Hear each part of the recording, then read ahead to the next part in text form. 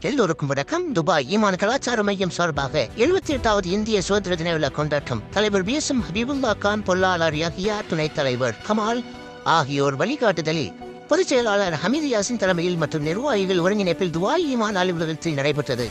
இந்த நிகழ்ச்சியினை ஈமான் அமைப்பின் விழாக்குழு செயலாளர் ஹாஜா அலாவுதீன் அவர்கள் தொகுத்து வழங்கினார்.